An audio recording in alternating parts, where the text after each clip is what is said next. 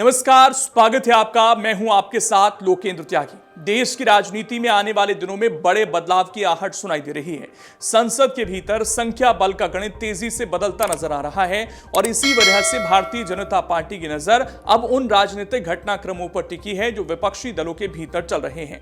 पश्चिम बंगाल से लेकर तमिलनाडु तक बदलती राजनीतिक परिस्थितियां केंद्र की राजनीति को नया मोड़ दे सकती हैं। दरअसल पश्चिम बंगाल में तृणमूल कांग्रेस के भीतर बढ़ती असहजता और संभावित राजनीतिक टूट की चर्चाओं ने दिल्ली के सियासी गलियारों में हलचल बढ़ा दी है। माना जा रहा है कि यदि राज्य स्तर पर शुरू हुआ असंतोष संसदीय दल तक पहुंचता है तो संसद में विपक्ष की ताकत पर इसका सीधा असर पड़ सकता है। भाजपा के रणनीतिकार इसी संभावना पर नजर बनाए हुए हैं और आने वाले महीनों के लिए अपनी राजनीतिक रणनीति तैयार कर रहे हैं। दूसरी ओर तमिलनाडु की राजनीति भी नए संकेत दे रही है। डीएमके और कांग्रेस के रिश्तों में पहले जैसी गर्मजोशी दिखाई नहीं दे रही। राजनीतिक विश्लेषकों का मानना है कि बदलते हालात में डीएमके भविष्य में कई राष्ट्रीय मुद्दों पर स्वतंत्र रुख अपना सकती है। यदि ऐसा होता है तो संसद में कई अहम विधेयकों के लिए समीकरण पूरी तरह बदल सकते हैं। भाजपा के लिए सबसे बड़ी उम्मीद राज्यसभा से जुड़ी हुई है। 18 जून को होने वाले राज्यसभा चुनाव के नतीजों के बाद राष्ट्रीय जनतांत्रिक गठबंधन यानी एनडीए की ताकत बढ़ने की संभावना जताई जा रही है। पार्टी को भरोसा है कि उस सदन में उसका संख्या बल पहले की तुलना में कहीं अधिक मजबूत होगा। यही कारण है कि सरकार उन संवैधानिक और राजनीतिक मुद्दों पर आगे बढ़ने की तैयारी कर रही है जिन्हें अब तक पर्याप्त समर्थन नहीं मिल पाया था। इन्हीं मुद्दों में परिसीमन और महिला आरक्षण कानून का क्रियान्वयन सबसे महत्वपूर्ण माना जा रहा है। परिसीमन ऐसा विषय है जिसका सीधा संबंध लोकसभा सीटों के पुनर्गठन से है। लंबे समय से इस पर चर्चा होती रही है, लेकिन राजनीतिक सहमति की कमी के कारण कोई बड़ा कदम उठाया नहीं जा सका।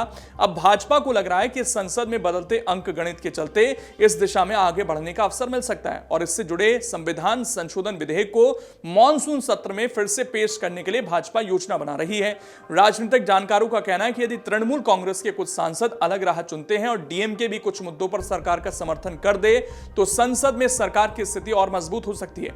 इससे उन विधेयकों को आगे बढ़ाने में आसानी होगी जिनके लिए व्यापक समर्थन आवश्यक होता है। अगर नंबर गेम को समझे तो 18 राज्यों की राज्यसभा की 27 सीटों के परिणाम आने के बाद उच्च सदन में भाजपा अपने सहयोगियों के साथ 2/3 बहुमत के करीब पहुंच जाएगी। वहीं तृणमूल कांग्रेस के लोकसभा में 29 और राज्यसभा में 13 सदस्य हैं और डीएमके के लोकसभा में 22 और राज्यसभा में 8 सदस्य हैं। अगर संसद में एनडीए को तृणमूल के बागी सांसदों और डीएमके का साथ मिला तो लोकसभा और राज्यसभा दोनों में 2/3 बहुमत के करीब पहुंच सकती है। फिलहाल सबकी निगाहें 18 जून के नतीजों और उसके बाद होने वाले राजनीतिक घटनाक्रमों पर टिकी हैं। पश्चिम बंगाल में तृणमूल कांग्रेस की स्थिति, तमिलनाडु में डीएमके का रुख और राज्यसभा में बदलता गणित आने वाले समय की राजनीति को नई दिशा दे सकता है।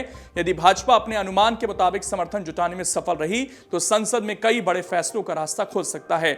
वहीं यदि विपक्ष एकजुट होकर खड़ा रहता है तो राजनीतिक मुकाबला और भी दिलचस्प होने वाला है। आने वाले हफ्ते भारतीय राजनीति के लिए बेहद महत्वपूर्ण साबित हो सकते हैं और यहीं से तय करेंगे कि संसद में शक्ति संतुलन किस दिशा में आगे जाता है।